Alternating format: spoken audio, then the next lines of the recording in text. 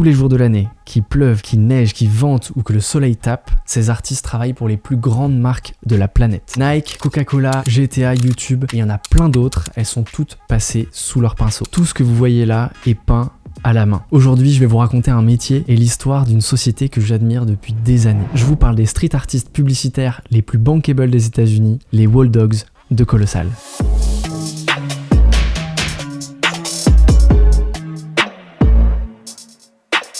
Mais avant de vous parler d'ascension, il faut qu'on parle de déclin. Dans les années 20, aux États-Unis comme en France d'ailleurs, les peintres se suspendaient aux façades pour dessiner les publicités directement sur les murs. Il y avait un peu de tout, ça allait du coca aux médicaments pour les US, de l'alcool aux petits lus pour la France. On les surnommait les Wall Dogs chez les anglo-saxons, ce qui pouvait se traduire par des chiens des murs, sûrement parce qu'ils restaient accrochés des journées entières à leur façade et par tous les temps. Chez les francophones, c'est un peu moins glamour, ils étaient pignonistes.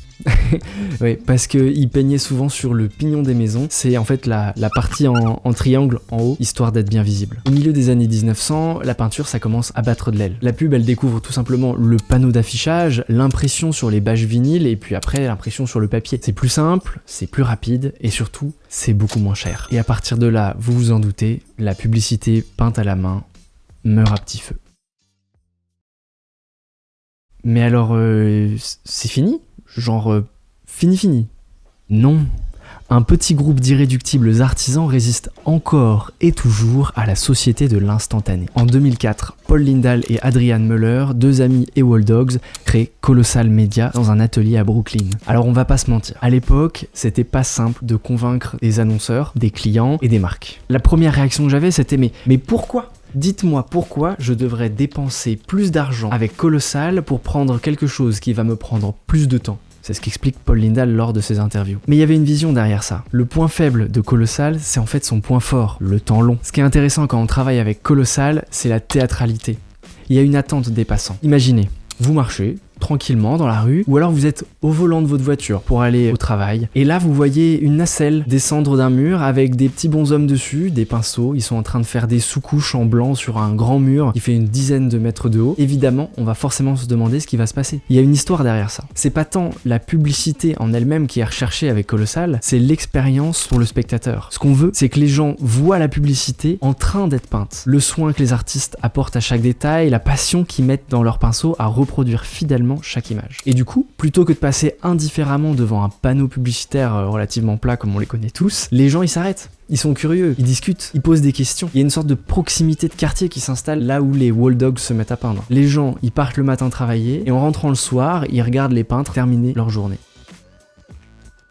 En fait, quand on y repense, c'est assez fou parce que le temps de création directement sur le mur devient même plus important que le temps d'affichage au long cours. Et la publicité qui, normalement, est un peu méprisée du grand public par les gens comme vous et moi, et ben là, en fait, elle gagne notre respect généralement. On a envie d'en parler entre nous, on a envie de raconter cette histoire qui nous est arrivée aujourd'hui, de voir des gens peindre à l'ancienne sur un mur une publicité complètement actuelle. Et tout ça, aujourd'hui, ça se traduit par des photos, des stories sur les réseaux, sur Instagram, TikTok, Twitter, qui eux créer une sorte de nouvelle interaction avec cette même publicité. Et rien que pour ce nouveau récit, Colossal gagne des prix en publicité. Alors quelques personnes avec des pinceaux, on se dit comme ça que c'est un petit truc artisanal et tout petit, mais laissez-moi vous donner quelques chiffres. Colossal Media, aujourd'hui, c'est plus de 80 personnes et plus de 500 peintures murales par an dans les quartiers de 10 grandes villes américaines. La société possède directement 110 murs, tous uniques de par leur emplacement, pour répondre à toute la demande croissante et être libre dans les créations qu'ils peuvent proposer à leurs clients. Colossal, en fait, négocie directement avec les immeubles une dizaine de nouveaux murs par an avec des baux d'environ 10 à 20 ans. C'est-à-dire qu'ils peuvent faire à peu près ce qu'ils veulent pour les exploiter pendant 10 à 20 ans. Alors quand on les voit sur les vidéos comme ça a l'air hyper simple. Mais vous vous demandez sûrement comment des images numériques peuvent se retrouver peintes sur des murs aussi grands et aussi fidèlement. Je vous explique ça rapidement. En fait, pour commencer, le studio interne de Colossal travaille directement avec les marques ou avec les agences de communication pour créer un visuel ou l'adapter. Une fois que cette étape est terminée, les graphistes de l'atelier décomposent